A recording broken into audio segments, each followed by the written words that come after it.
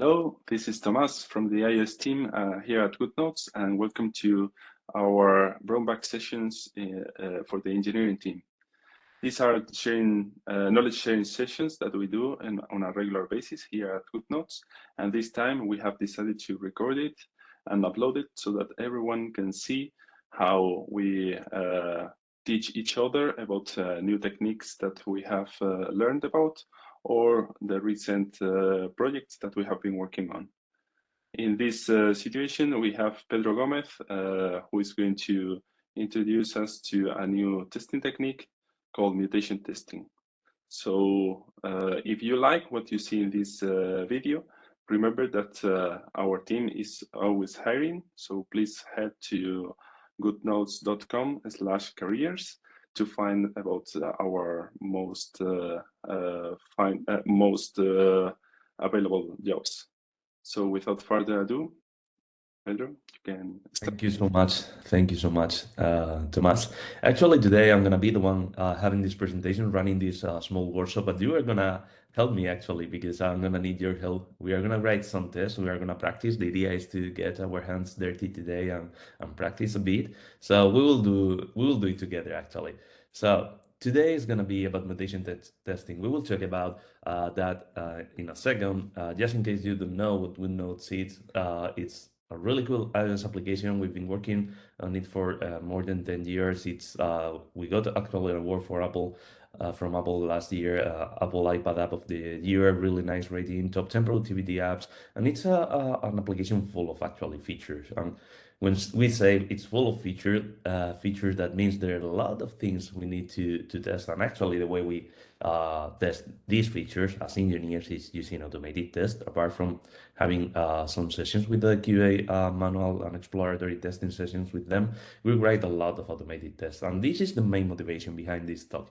The idea of raising the quality of the app and ensuring the quality of the app is the best one we can provide. So before starting with this topic, I have some questions for you, Tomas. You will be reading on the chat the rest of comments from the rest of the team. So if you see questions from them, just tell me. We will try to answer. So why do we usually write tests? Why we as engineers write automated tests? Well, we want to be confident that our code works as we expect. Okay, so we want to ensure that the code is working. It's like a fact for us, no? We can execute a program that is gonna validate that the code is working as we expect. Okay, this is one of the reasons. But what about the tests? The test itself. Who's the one testing your test? Because frequently you write a program. This is an automated test that is gonna check the behavior of a different program, which is your production code. But who's gonna ensure your tests are working as expected? Well, it's difficult because we would have to write tests over the tests, but I guess the best thing that we can achieve is getting our code reviewed in a peer review by our teammates. Exactly. The easiest way to check if everything is working or not when talking about tests is ensuring we have a review process with other engineers, but there are other testing strategies we can apply or other automated tools we can use, and this is going to be today's topic. Today we are going to learn how we can check if our tests are giving us that safety net, that value that we think they give us. So the last question, and I promise is going to be the last, if not the one before the last. How would you feel if I randomly change the software computer in your payslip and the tests are still passing? Really, really scared. Okay, so this is gonna be like the main idea, because only because your tests are passing, that doesn't mean your software might be working, or even it's working in the future if the software evolves. So this is gonna be like the main topic today, and basically what we are gonna check if we're gonna use a tool to see if we can trust our test, which is a really cool idea, and it's not that hard actually. The name of this tool is, or this testing strategy, is mutation testing. It's a really old one, but it's not that popular. Maybe because it can be like seen like quality on top of the quality, maybe, or a level of quality that not most of the team has. But it's really, really cool and really simple, actually. The original proposal, you can find it on a paper. I will share the link with you later. Was a proposal by Richard Lipton, 1979. And the original name for this was mutation analysis. It's an automated or not process or testing strategy we can use to check if our test will help us to identify bugs when our software evolves over time. I think it's a really, really interesting approach, and we will check why later. But the main reason is because just because you execute your test a lot of times, that doesn't mean the quality of your test is good. Or just because you have a lot of tests, like imagine what doesn't mean a lot, like 10,000 tests or something like that, that doesn't mean your software is going to continue working after future modifications of your software. And this is something we have to do because we need to evolve software. We need to change our software to be able to create something meaningful, to be able to, for example, include new features, solve some bugs, or develop something new. So for us, ensuring our tests are going to catch changes and errors we might introduce as a result of an evolution of our software should be really, really important. If we read only the abstract, there are some sentences. You can find the original paper on ResearchGate, by the way, Richard Lipton et al. You will find that there are some sentences only in the abstract that are really interesting. Certainly, for example, this one. Certainly, the sheer number of test cases is not sufficient to significantly increase our confidence. And this is what we want. We want to ensure we have confidence in our test cases.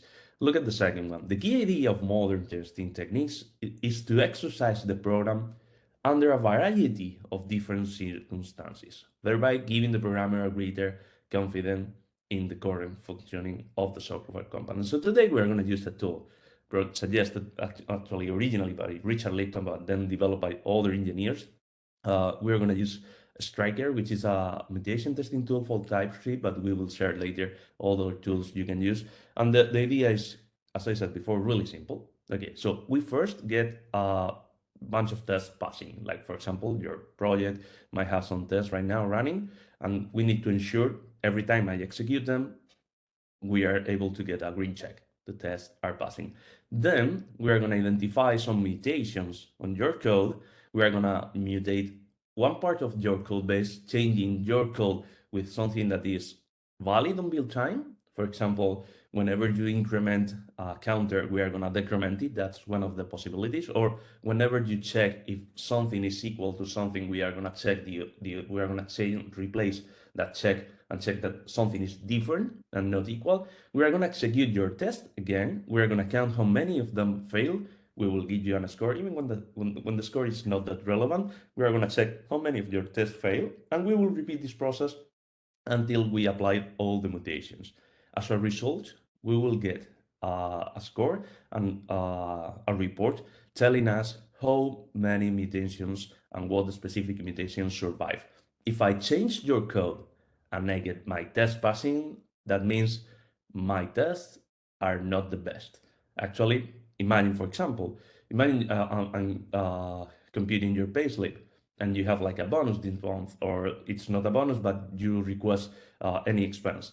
And I have code checking and including us on top of your salary, expenses plus your bonus plus whatever. If I change that plus operation with minus and I get the test passing, I would actually be scared as well, actually.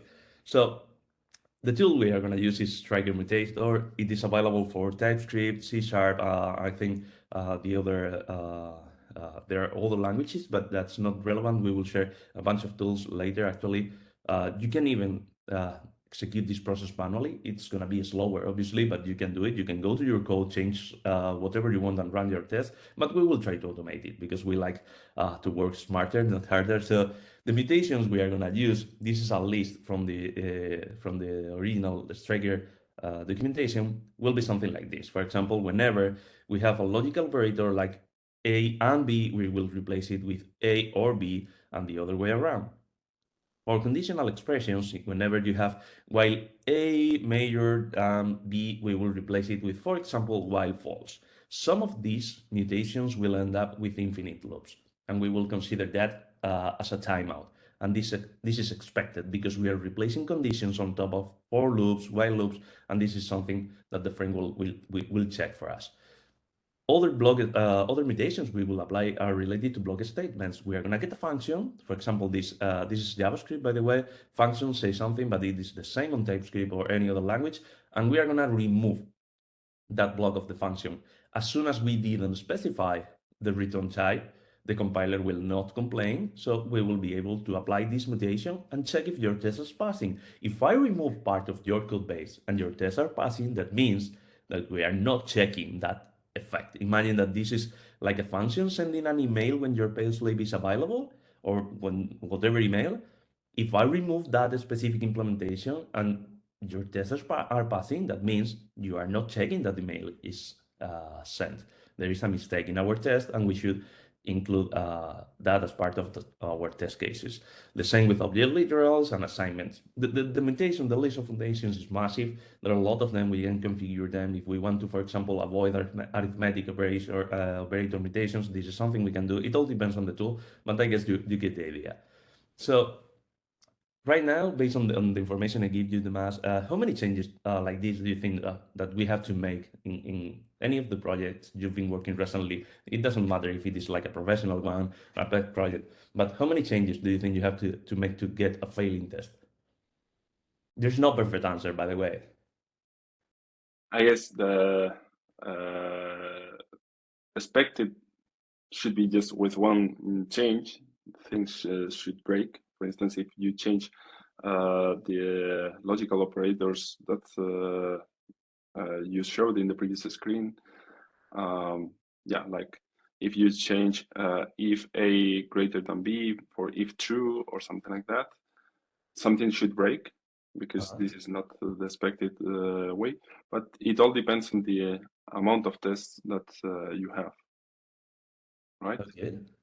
Okay. Great. In my projects, what I've noticed is that there are some, for example, in pet projects, I usually test business logic, but when implementing connections with third-party APIs, for example, I do not always include integration tests for that part. So I can actually remove blocks of code from parts of my code that has no coverage at all, and I get the test passing. And this is like a different way. Basically, what this is telling us is we don't have coverage for that specific part, which is obvious. But the effect is different because if I tell you, hey, Tomas, the code is working, but you know what? There is no coverage for this specific part. It's like, okay, we can improve. But if I tell you, dude, I by mistake remove this line of code and release to production, it's the feeling is way different. I think you know what I mean. So for us, it's time to practice mutation testing, actually. So we're going to try with something which is really trendy right now, Howard's Legacy plus mutation testing. So let's go for it. The idea is I'm going to give you, actually, we are going to be coding together. I'm going to give you production code for a simplified version of the catapulter. It's a really famous exercise. The idea is to compute the price of a bunch of books when you go to the store and buy some books. And there are some rules we need to follow. However, the production code is going to be implemented already. So what we are going to do is to write the test. We are going to write like the classic unit test we would always write for a function like this. And then we are going to use mutation testing to check the quality of our test, to check if there is something missing, to check if there is something we can improve either in our test or the production code. So you can find the repository here if you are watching this talk or this workshop. You can follow the exercise with us. You can just clone this repository, move to the practice mutation testing branch, and start coding with us. It's not going to be more than 10, 15 minutes. So I think it's a really cool exercise. You must give it a try, actually. What you're going to find is a repository running TypeScript, having TypeScript inside, but you can try with your own katas if you want or other exercises. But today we're going to focus on this one because we use TypeScript a lot on Goodnotes, and I think it's a really, really nice language, and the tooling for mutation testing on TypeScript is actually great. So the rules are these, okay? If I get one book, the price is €8. If I get two different books, two different Harry Potter books, actually, I get a 5% discount. If I get three different books, I get a 10% discount, etc. These are, and here you have some examples. The production code is actually working, and I guarantee it's working. So if we see that, for example, we by mistake mistype something, it's not related, the error it's not going to be related to production code. I swear it's going to be related to your test, so you better check twice. Anyway, I think we can give it a try. Not this. Let me close the slide for a second. Okay, so this is the repository, and there are only two TypeScript files. The first one is this function, basically checkout. You get a type definition, which is a list of Harry Potter books. I do not remember the names. I'm really bad with names. I think it's Philosopher's Stone or something like that. Camon's Prisoner or something like that. But so let's use name. It's gonna be way easier. And the code checking is written like this. As I said before, it's a simplified version, but it's written like this on purpose. Okay, we did it to be able to have mutations that we can later evaluate. So we know that this could be improved. Like the code is a really long function full of if, some magic numbers, some operators, for example, like this reducer here. It sounds like it seems that something we can improve, or this for each here that could be actually a for each, but do not worry. The production code is not important. This is something we've designed for this exercise. So let's focus on this file. This is our basic, most basic test right now. It should work basically, but we need to do something better, Tomas, because right now we get, okay, if I have a card which is only one book and I check the price, the value should not be undefined. But if Tomas, if you send me a pull request with this, we have to talk, bro. I mean, we have to do something better. So let's try with these rules here. Okay, so let me close this. Okay, the first one is simple. If I get one Harry Potter book, the price should be 8 euros. So let's go for that one. Okay, one Harry Potter book costs 8 euros. Okay, we change the assertion to equal 8. Okay, and we get them passing. I'm gonna be running all the tests automatically whenever we change something. So if, for example, I make a mistake, Jest, which is the test runner we are using, the testing library we are using, will let us know and will tell us, hey, the expected value is actually, you said it's 8.9, but it should be 8, okay? So whenever you see the green check, we are good to go. This is not gonna execute mutations right now. This is only plain unit test. So based on the rules, what else can we test? For example, this one here, this one is going to be equivalent. Harry Potter book number 5 will cost 8 euros as well. What about this one? 2 Harry Potter books, if these are different, we get this price because we get a 5% discount. Let's give it a go. Okay. 2 different Harry Potter books have 5% discount. Okay, so the price is not gonna be 8 anymore. Actually, it's 15.2. 15.2, the same information we got here. What else should we test, Tomas? What else do you want to test? Well, apparently from the chat, I'm reading that in order to increase our confidence, we should test all combinations, not only Harry Potter 1 and 2, but 1 with 3, 1 with 4, 1 with 5, 2 with 3. But I guess that is too much. In this Let's case, try maybe we could write something parametric. Yeah, this is a really good idea. We could actually use parametric tests because the code is going to be the very same one. Actually, we always get a card, we always evaluate the same function, we get the expected result. So we're not going to use parametric tests for this specific scenario, but this is a really nice improvement. And instead of checking 1 with 3, 1 with 2, 1 with 4 Harry Potter books, we are going to include only this other check here, like Harry Potter 2 plus Harry Potter 3 should be again 15.2, so we can continue. This is like a nice improvement. It could be better, obviously, but this is a nice improvement. Okay, anything else? Yeah, I guess we can test all the different discounts that we have, like 3 different books, 4 different books, Okay, and let's go 5 for that one, different books. actually. So 3 different books should have 10% discount. Okay, so that means, again, I'm gonna duplicate a lot of code for the sake of the exercise. If you see the production code, we will never do this at Goodnotes. We know that we have to do this to implement this using parametric test. It's only for this exercise, remember. The idea is not, today we want to focus on test, not to focus on code duplicity or any other topic like this, so we are good to go. Okay, 10% discount, let's try with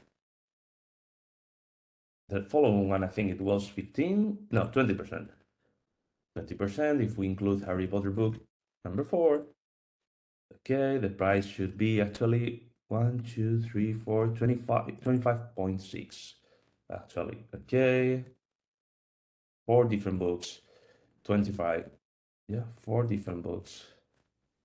It's 25 discount like this, for example. Okay, and the price is Harry Potter 5. The price should be 29.6.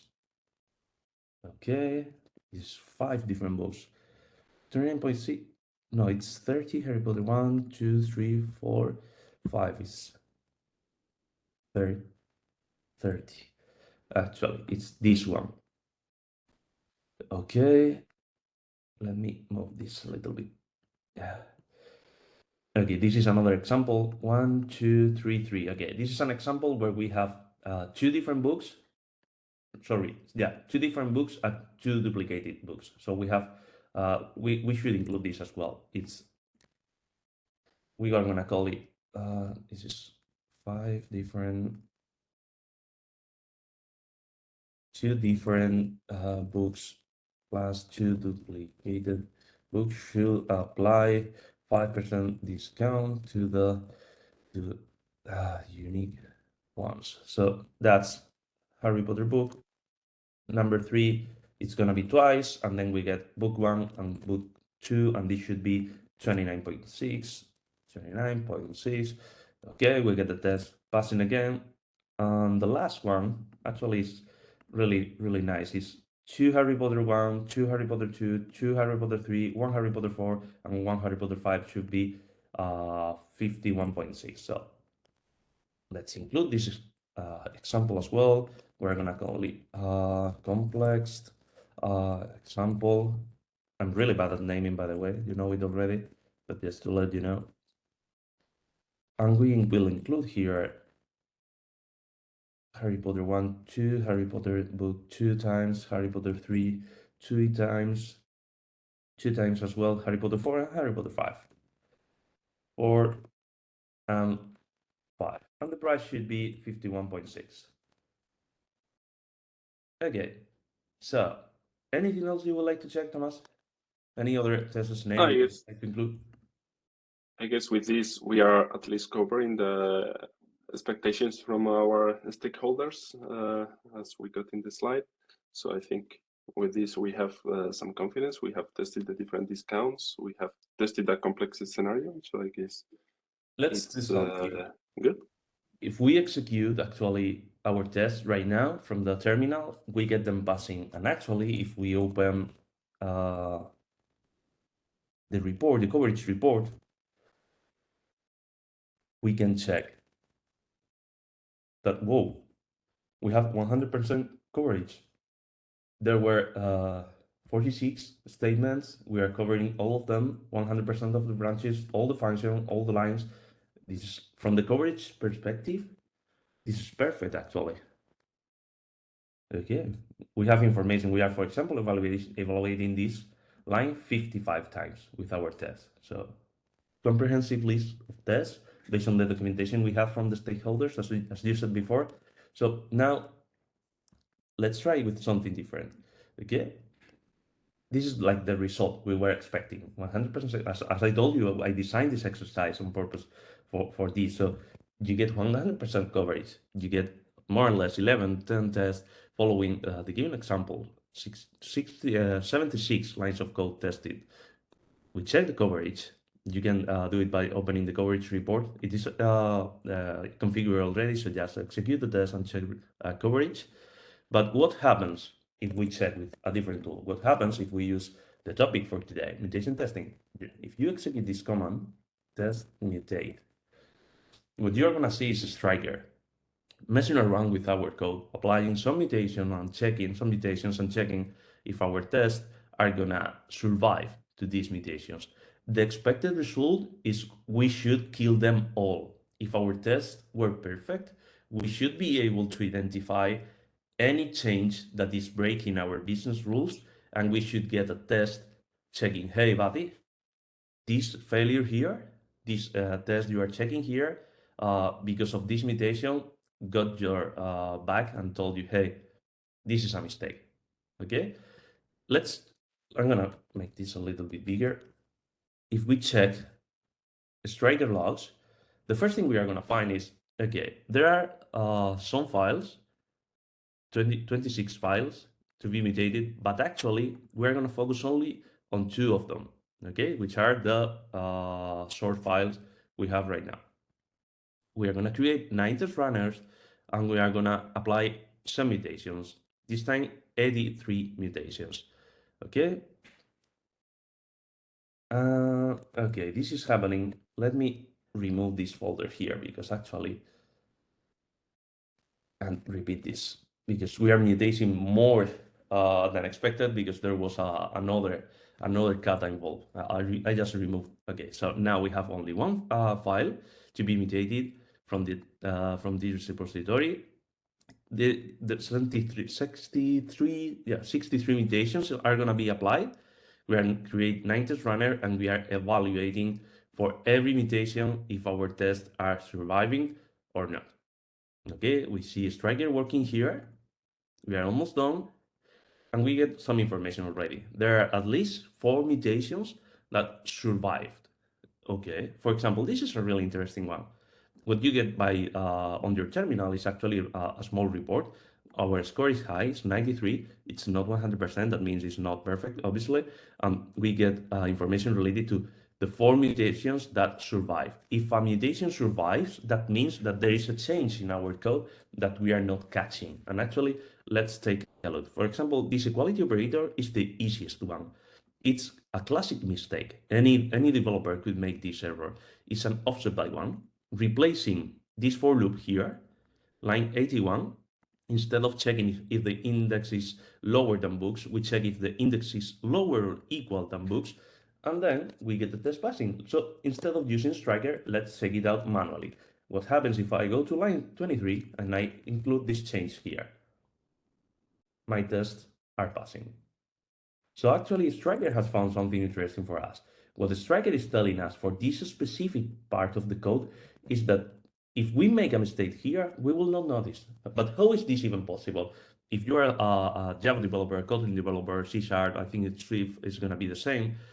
Whenever you get an array by a position that doesn't exist, you usually get an index out of bound exception, or at least you get a value that might be undefined. The type declares that it's an optional value. But this is not the case right here. We do not get, in TypeScript actually, we do not get an index out of bound exception or something like this. So actually with this change, what is happening is that we are getting the last a position outside the array.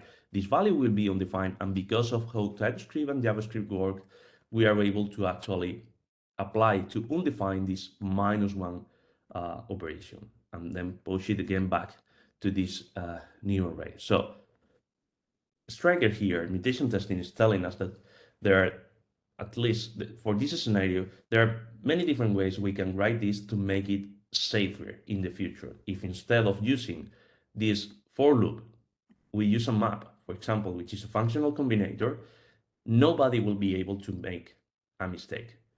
Nobody will be able to, by mistake, change this operator here and say, okay, my tests are passing when they shouldn't be. So this is really like insight, really good insight actually.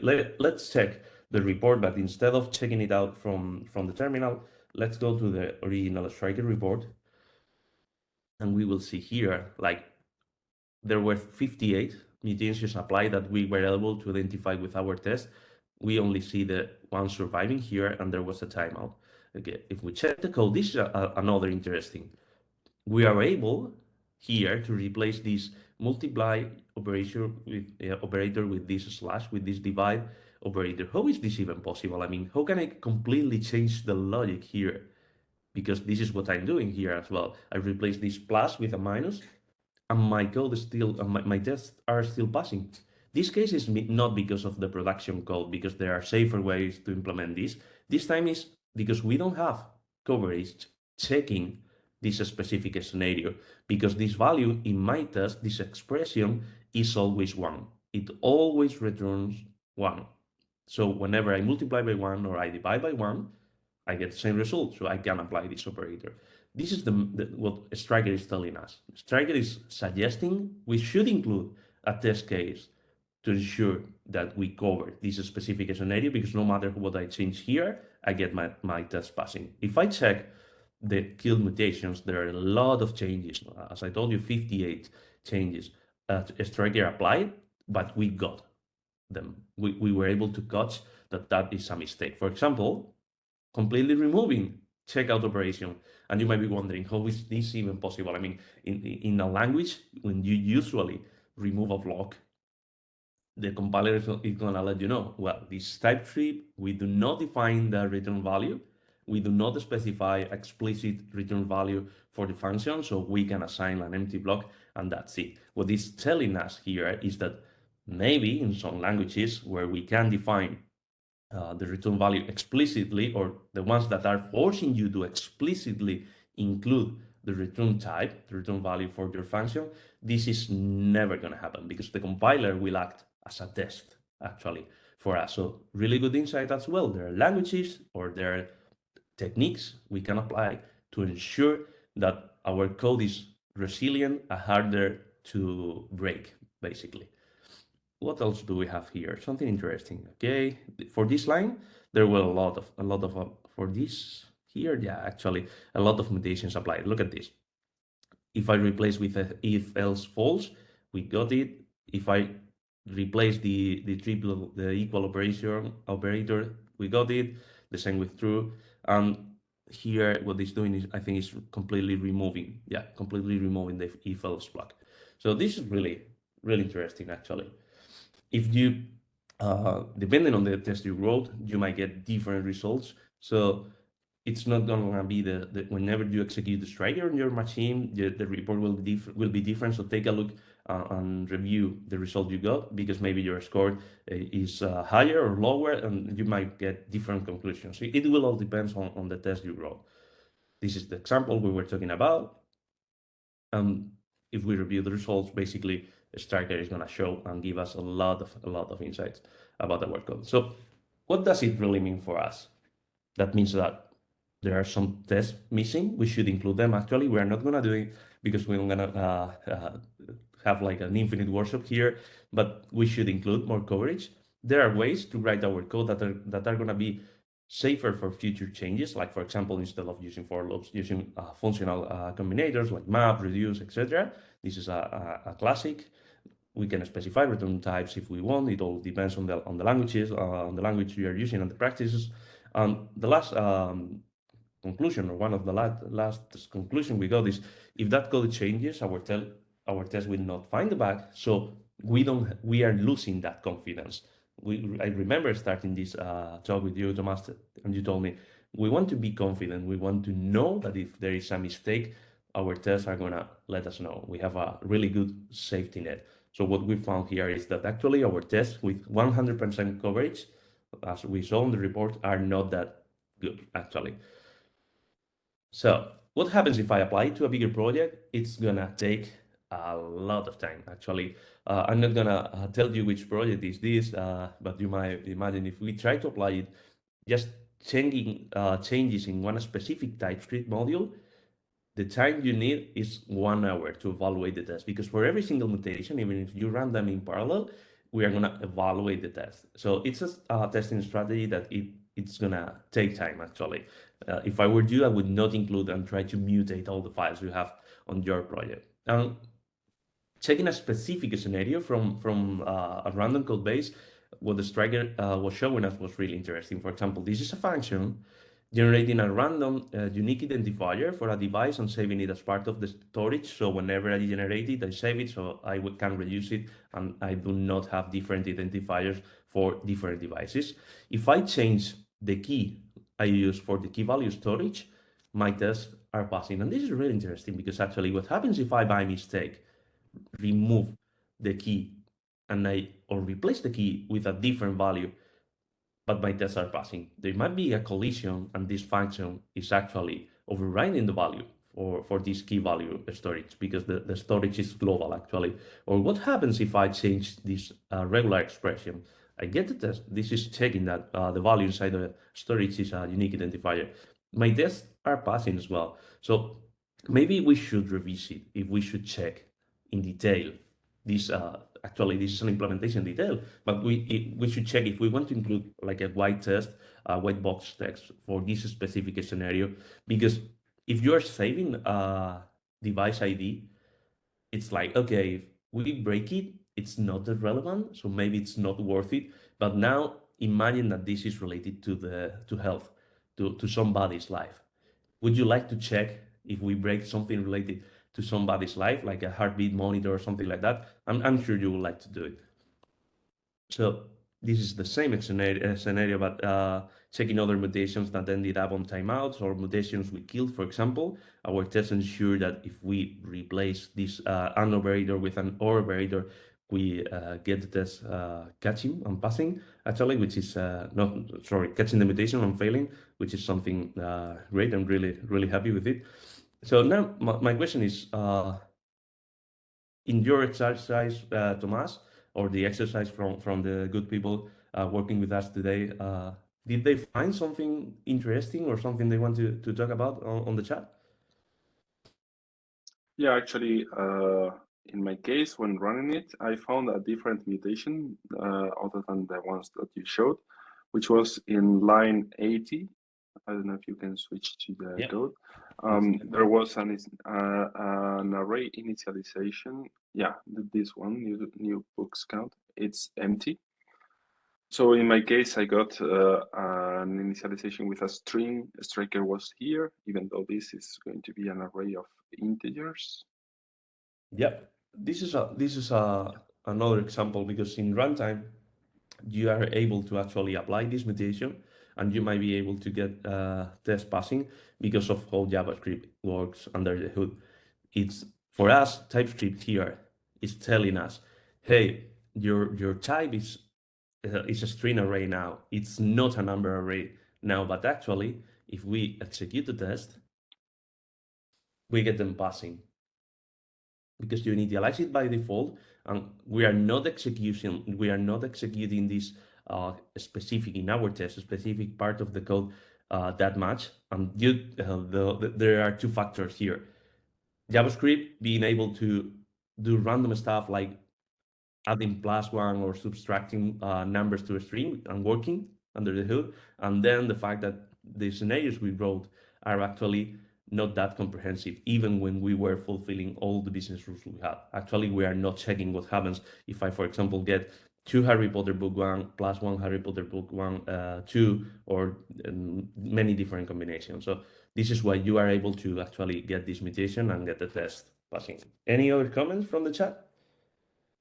No, but we have some questions. I don't know if you want to first go through the conclusions and then we can go over the questions. Yeah, I think let's go with the conclusions because I think we are going to cover most of the questions with the conclusions, so we can review them later. So from my end, and actually from our end, during this exercise, I'm sure you will we'll reach an agreement here on the conclusions. The first one for me is coverage itself, without any assertion at all, doesn't help. Actually, you can get a 100% coverage value and remove all the asserts from your code. Your tests are gonna pass, but coverage, it's just a metric to help us to know if we by mistake forgot about testing something, but it cannot be used, or it shouldn't be used like a single rule of thumb when talking about testing quality, because it's only telling us if this code is executed or not, but nobody is checking when looking at coverage if the assertions we are including are good or not. This is not a faster tool, okay? Mutation testing is, it can be slow actually, but that doesn't mean it's not interesting. Actually, what that means is we need to use it wisely. And maybe one of the ways we can include it in our project is to apply mutations only to incremental changes. So if I send a pull request, I change only one file or two files or three files, I apply mutations on top of that specific files and evaluate my test and get information as a report. I think it's more pragmatic and more interesting than code coverage because of what it means for me as an engineer. Basically, if you tell me your coverage is low, it's like, okay, it's low. It's not that bad because the software is working, even if the coverage is low.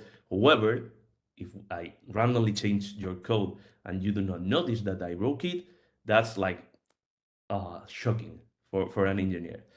When we find a mutation surviving, there is a chance to include a test or refactor our code to make it safer. So it's helping us actually to improve. I think it is complementary to any other testing strategy. Obviously, actually, for different exercises we've done before, we combine it with property-based testing, for example, or any other testing tool. But you need to keep in mind the faster your tests are, the better for mutation testing, because you are going to be waiting for every mutation to execute your test. So you want quick feedback. It can help you to identify coupling sometimes, because if I apply a mutation on a small part of your code base, like a really hidden leaf on your dependency graph, and then there is another test on the other side of the project failing, that means there is coupling between those two elements. It can be something you need or something you don't need. It will all depend on your case. As I said before, it's not safe for slow tests. It has the worst naming ever because it's about killing stuff and mutation, and I hate it actually, I have to confess. But the original paper was written long ago. Some mutators will never be applied by humans. However, who's gonna change while any conditions with a true value? But that's not the key. The key is if I have a while with a variable that I computed before and I by mistake make always that variable true, it is gonna help us. However, as some of these mutations would not be applied by like humans or by developers, that means that we can get a bad signal noise ratio for us on the report. So we will get a lot of information, and my advice here is to tweak the mutations you want to apply and to configure the tool to say, hey, for example, if we want to avoid that, for example, the mutation completely removing a piece of the code, do not apply it, because nobody is gonna do that in your code base. So the strategy demonstrates that how type safety and some functional programming feature reduce risk when coding. Actually, for Striker, you can apply a plugin for TypeScript. Actually, that's gonna evaluate TypeScript compiler before executing your test, and it's gonna use type safety features by the language itself before executing your test. I think I didn't configure for this exercise, but I think it's really interesting. Actually, if we include that plugin, the mutation you were mentioning before, Thomas, about replacing the array with an array of strings, is something we could have catched. Actually, is a good starting point could be to include it for incremental changes in your pull request. And it was the last conclusion for me. It was way more useful in 1979, where the programming languages were not so advanced as we have right now, and the level of abstraction used was really low. So you have something like gotos and really tricky functions or operators, or even assembly, if you want to call it, or you want to use it, and it was way more useful by that time. So questions from the team, Tomas. Yeah, so thank you, Pedro, for the workshop. I think it was very illustrative, and at least I learned a lot with this workshop. The first question is related to having flaky tests. So I guess this is completely out of the table if we have flaky tests. Exactly. Yeah. If you have flaky tests, basically what you are gonna get is a lot of noise, because whenever you mutate the code, you get a build failing, but you might think it's because of a mutation, but it is not. So if you have flaky tests, my advice is to fix first the flaky test or ignore them for this. If you know that you have a specific test that is flaky, ignore them when running mutations. So you do not think that the error is because of a mutation, and then the reality is that the test is flaky, actually. And is there a way of having repeatable builds? Because there is some randomness involved when running these mutations. For instance, I got different results from your case. So if I want to rerun the mutations with the same, making sure that the same mutations are going to be applied, is there a way of controlling that? I don't think so. I don't know actually. But whenever we have some random stuff, or like for example in property-based testing, when random values are applied, these libraries usually let you specify the seed, so we can guarantee. And whenever they fail, they give you the seed. So whenever they fail, they guarantee you are able to get a repeatable execution. So if this is, I don't know if this is the case for a striker, I have to confess. But if they use some random values inside, they will let you know the seed for sure, because actually this is like a very common scenario. Great. So next question. Sometimes Striker was deleting entire blocks of code. In some cases, well, you said that depending on the language, this can or can't be possible. In this case, in TypeScript, the return will be undefined, and for the way it works, it can kind of make sense. In some other cases, like in Swift or Kotlin, where the type system is more strict, this won't be possible. But let's say you can always delete the entire body of a function that returns void, right? Yeah. And sometimes these functions may be something like for logging or just printing in the console. You know, we try to debug by doing printing statements, and we are not ever testing that. We're not testing most of the time. We are not testing our logging code. So I guess if the mutator deletes the login code, our test suite will still pass because it has no effect on the business logic. And we will get results that our mutations survived these changes.